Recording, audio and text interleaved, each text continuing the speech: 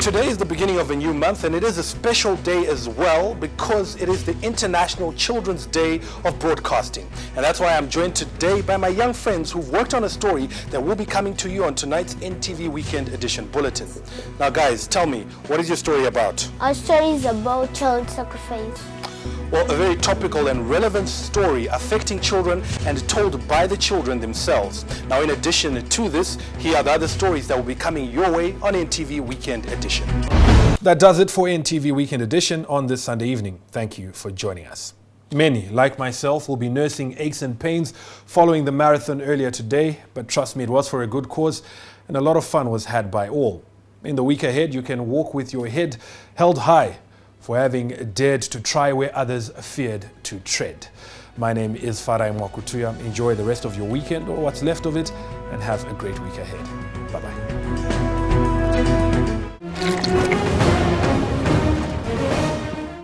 Hello viewers and a very good evening to you. Welcome to Decision Uganda 2011 post-election debate. My name is Farai Mwakutuya.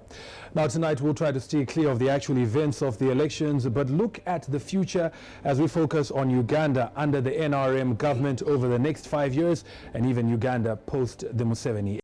Well, as the saying goes, all things must come to an end, and our surgeon to all the key regions of Uganda ends tonight. Don't despair, we'll be back in Kampala tomorrow and continue to give you live coverage of the entire election as we get into this crucial period. What is left for me now is to thank the residents of Mbarara and Lakeview Resort Hotel, as well as the viewers and residents in all the other regions that we visited. It's been great joining you all across the country. Also like to thank the crew behind the scenes that have made this happen on the road, as well as back in the studio in Kampala. And it is back to the studio in Kampala, where I now hand you over back to Rosemary.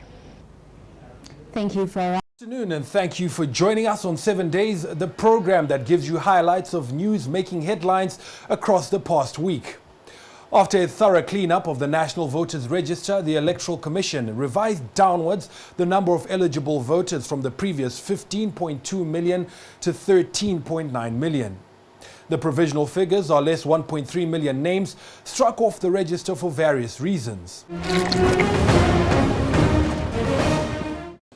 Hello and welcome to Money Matters. Now last week, the Uganda Manufacturers Association held its first Uganda Trade Fair under the East African Common Market Arrangement. What was of critical concern was the fact that there was just a handful of agro-based exhibitors, yet Uganda is supposed to enjoy a comparative advantage in the region. This helped some people to highlight the fact that there's need for more commercially inspired agricultural investment as well as value addition so that Uganda can regain its position as the food basket of the region.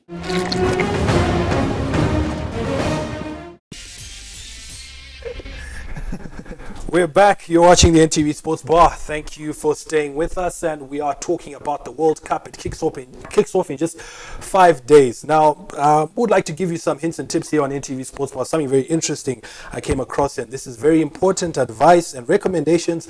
And it is to be passed on to all wives, girlfriends, fiancés, mothers, sisters, daughters, basically to all women in general. As a Muslim yourself, and when you speak to your colleagues and other brothers and sisters, in your opinion, who is the mufti or who should be the head of the church, of the move of all of those people they are calling muftis as actually they qualify to be player leaders. Why are we making such a big deal about corruption in elections now? I mean, this is something that has happened in the past and people have never chosen to address it or talk about it before. Why now? Well, the fact that people haven't chosen to talk about it doesn't mean that we shouldn't talk about it. Is it possible to get a different type of ARV to then give these people? Will they respond to that? What are the solutions? The normal thing is that the health service system should have been prepared by this time.